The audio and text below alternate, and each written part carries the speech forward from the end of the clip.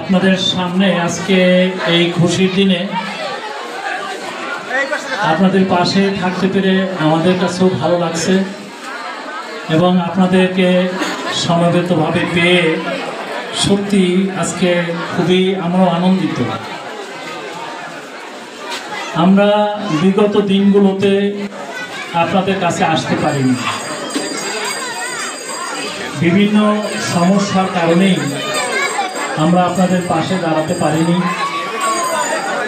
যেভাবে থাকার সেভাবে আমরা থেকেছি, কিন্তু মহান স্রষ্টা আমাদেরকে একটু সুযোগ করে দিয়েছেন আপনাদের পাশে মেশার, আপনাদের সাথে চলার, আপনাদের সাথে কাজ করার, আপনাদের সাথে আমাদের হৃদ্যতা ভালোবাসা প্রকাশ করার এই সুযোগটা আমরা এখন পেয়েছি।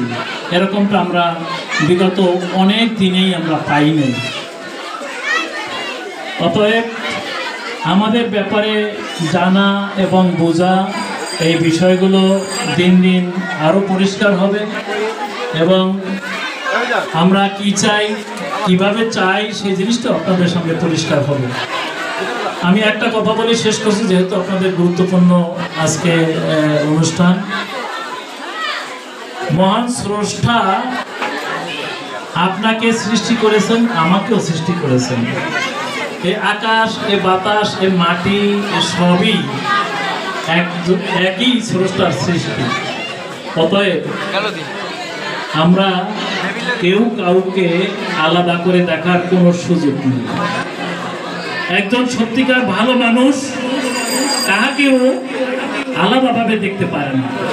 হয়তোবা মতের পার্থক্য থাকতে পারে, ধর্মের পার্থক্য থাকতে পারে, সে পার্থক্যটা তার বিবেকের বিষয়, তার স্বাধীনতা। কিন্তু একজন ভালো মানুষ হিসাবে আমার হৃদয়ের মধ্যে সকল মানুষ ওই স্রষ্টা যেভাবে দেখেন সকলকে সমানভাবে, একজন ভালো মানুষ, সে হোক সনাতনী হোক মুসলিম, সে সবাইকে সমানভাবে দেখবেন। এটাই তার নেচার, এটাই তার বৈশিষ্ট্য হওয়া উচিত। জামায়াত ইসলামী বাংলাদেশ এটাই লালন করে থাকে, সকলকে সমানভাবে দেখে এবং তাদের কাছে যে আমানত যখনই থাকে সেটা একজন মুসলিম যেমন তার হক এবং একজন সনাতনী, একজন খ্রিস্টান সেভাবেই হক। এর মধ্যে কোনো পার্থক্য, এর মধ্যে কোনো কম বেশি করার সুযোগ নেই। এটা জামাত ইসলামী বিশ্বাস করে না এবং কোনো ধর্ম এটাকে বিশ্বাস করে না। অতএব আমরা আগামী দিনে যদি জাতি, দেশের মানুষ জামাতকে দায়িত্বভার অর্পণ করে, তাহলে তাদের দায়িত্ব থাকবে যে যারা এদেশে সংখ্যালঘু আছেন বা অন্য ধর্মাবলম্বী আছেন বা যে যে মত এবং পথেরই থাকেন না কেন, যে যে দলেরই থাকেন না কেন, সবার প্রতি ইনসাফ এবং মানবিক হিসাবে দেশ গড়ে তোলা, সবাইকে সমানভাবে দেখা, এটা আমাদের নৈতিক দায়িত্ব। অতএব জামাত ইসলামী যেটা সকলের প্রতি ইনসাফ করে এবং সকলকে সুন্দরভাবে আচরণ করে, সেটা শুধু আমরা কথায় বলি না, সেটা আমরা বাস্তবেও ইতিমধ্যে আপনাদের সামনে সাক্ষ্য পেশ করেছে। আমাদের দুইজন মন্ত্রী এদেশেরই মন্ত্রী ছিলেন, অনেক এমপি এদেশেরই এমপি ছিলেন।